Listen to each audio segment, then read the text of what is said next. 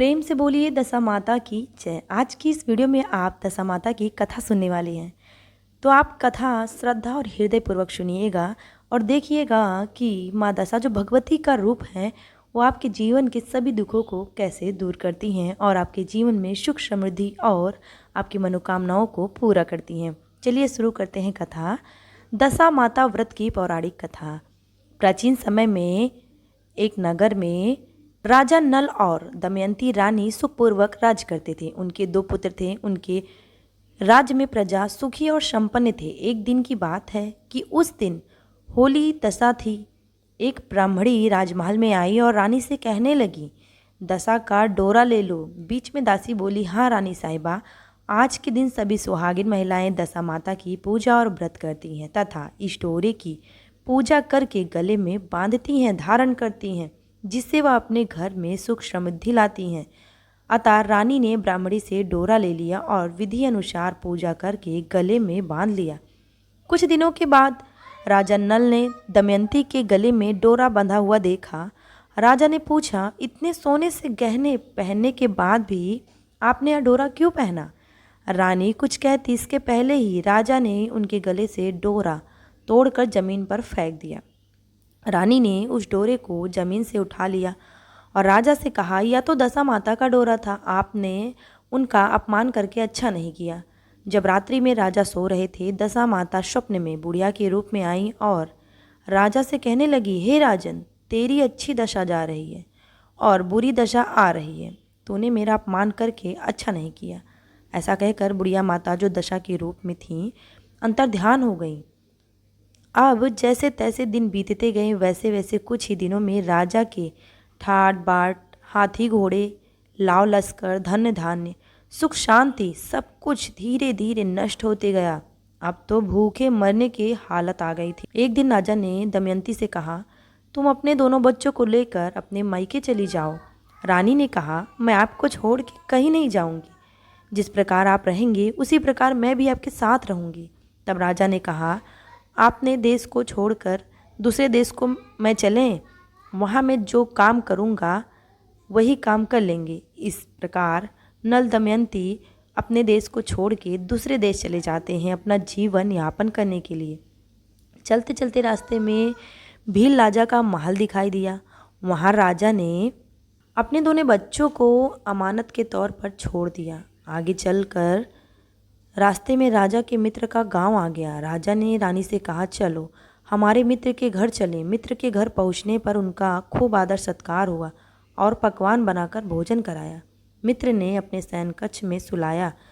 उसी कमरे में मोर की आकृति की खूंटी पर मित्र की पत्नी का हीरो का जड़ा कीमती हार टंगा हुआ था। मध्य रात्रि में रानी की नींद खुली तो उन्होंने देखा कि वह बेवजह खूंटी हार को निगल गई। यह देखकर रानी ने तुरंत राजा को जगाकर दिखाया और दोनों ने विचार किया कि सुबह होने पर मित्र के पूछने पर क्या जवाब देंगे। अतः यहाँ से इसी समय चले जाना ही उचित है। राजा रानी दोनों रात्रि को ही वहाँ से चल दिए। सुबह होने पर मित्र की पत्नी ने खूंटी पर अपना हार देखा, वहाँ हार नहीं था। तब उसने अपने पति से कहा, तुम्हारे मित्र कैसे हैं जो मेरा हार चुरा कर रात्रि में ही भाग गए? मित्र ने अपनी पत्नी को समझाया कि मेरा मित्र कदापि ऐसा नहीं कर सकता, धीरज रखो, कृपया उसे चोर मत कहो। आगे चलने पर राजा नल की बहन का गांव आया। राजा ने बहन के घर खबर पहुंचाई कि तुम्हारे भाई भौजाई आए हुए हैं। खबर देने वाले ने बहन से पूछा, उनके हाल चाल कैसे हैं? वह बोला, दोनों अकेले हैं, पैदल ही आए हैं तथा वे दुखी हाल में हैं। इतनी बात सुनकर बहन थाली में कांदा रोटी रखकर भैया भाभी से मिलने आई। राजा ने तो अपने हिस्से का खा लिया, परंतु रानी ने जमीन में गाड़ दिया। चलते चलते एक नदी मिली। राजा ने नदी में मछलियाँ निकाल कर रानी से कहा, तुम इन मछलियों को भूंजो, मैं गांव में से परोसा लेकर आता हूँ। गांव का नगर सेठ सभी लोगों को भोजन करा रहा था। राजा गांव में गया और परोसा लेकर वहाँ से चला तो रास्ते में चील ने झपटा मारा और सारा भोजन नीचे गिरा दिया। राजा ने सोचा कि रानी विचार करेगी कि राजा तो भोजन करके आ गया है और मेरे लिए कुछ भी नहीं लाए। इधर रानी मछलियाँ भूनने लगी तो दुर्भाग्य से सभी मछलियाँ जीवित होकर नदी में चली गईं। रानी उदास होकर सोचने लगी कि राजा पूछेंगे तो सोचेंगे कि सारी मछलियाँ खुद रानी खा गई। जब राजा आए तो मन ही मन समझ गए और वहाँ से आगे चल दिए। चलते चलते रानी के मायके का गांव आ गया। राजा ने कहा, तुम अपने मायके चली जाओ, वहाँ दासी का कोई काम कर लेना, मैं इसी गांव में कहीं नौकरी करूँगा। इस प्रकार रानी ने महल में दासी का काम करने लगी और राजा तेली के घाने पर काम करने लगे। दोनों को काम करते बहुत दिन हो गए। जब होली दशा का दिन आया तब सभी रानियों ने सिर धोकर स्नान किया। दासी ने भी स्नान किया। दासी ने रानियों का सिर गुथा तो राजमाता ने कहा, मैं भी तेरा सिर गुथ दूं। ऐसा कहकर राजमाता जब दासी का सिर गूंथ ही रही थी, उन्होंने दासी के सिर में एक निशान देखा। यह देखकर राजमाता की आंखों में आंसू भर आई। आंसू जब दासी की पीठ पे गिरे हैं तो दासी ने पूछा, आप क्यों रो रही हैं? राजमाता ने कहा, तेरे जैसी मेरी भी बेटी थी जिसके सर में निशान था।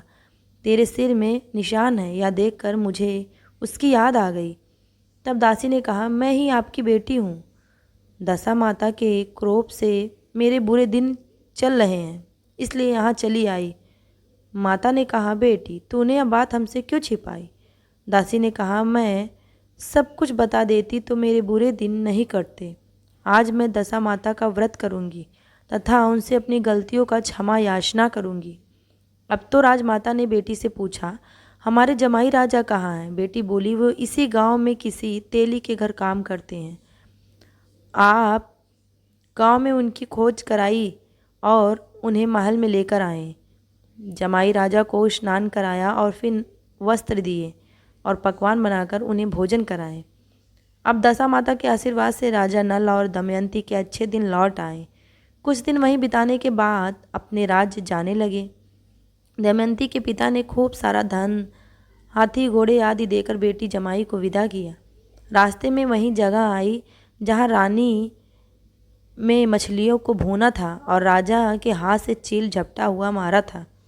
तब राजा ने कहा, तुमने सोचा होगा कि मैंने अकेले भोजन कर लिया होगा, परंतु चील ने झपटा मारकर पूरा भोजन ले लिया था। अब रानी ने कहा, आपने सोचा होगा कि मैंने पूरी मछलियाँ भूनकर खाई होगी, परंतु वे जीवित होकर नदी में चले गए थे। चलते चलते अब राजा की बहन का गांव आया। राजा ने बहन के यहाँ खबर भेजी। खबर देने वाले से पूछा कि उनकी हालचाल कैसी है। उसने बताया कि वे बहुत अच्छी दशा में हैं, उनके साथ हाथी घोड़े लाव लश्कर हैं। यह सुनकर राजा की बहन मोतियों की थाल सजा कर लाई। तभी दमयंती ने धरती माता से प्रार्थना की और कहा, माँ आज मेरी अमानत मुझे वापस दे दो।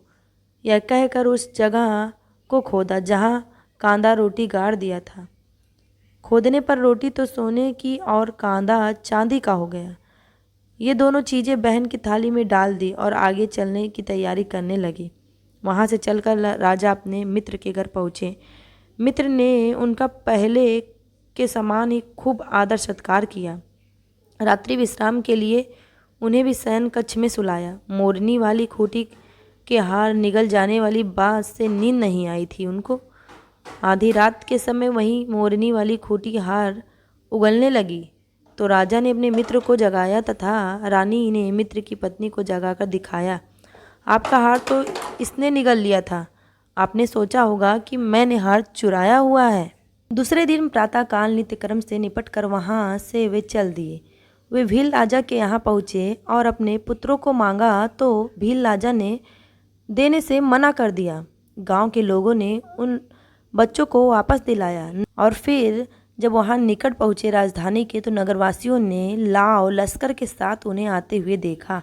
सभी ने बहुत प्रसन्न होते हुए उनका स्वागत किया तथा गाजे बाजे के साथ उन्हें महल में पहुंचाया। राजा का पहले जैसे ठाट बाट हो गया। राजा नल दमयंती पर दशा माता ने पहले से भी ज़्यादा उन पर अपनी कृपा की और अपने क्रोध को ख़त्म किया। हे दशा माता, किसी पे भी क्रोध मत करना और जैसे इन पर अपनी कृपा दृष्टि बनाए रखी वैसे सभी पे बनाए रखना। तो माता रानी की जय बोलिए, दशा माता की जय। कथा अच्छी लगी हो तो एक लाइक ज़रूर कीजिएगा। कथा जितना हो सके शेयर कीजिएगा। वीडियो पे नए हैं तो तुरंत सब्सक्राइब करें। बोलिए दशा माता की जय।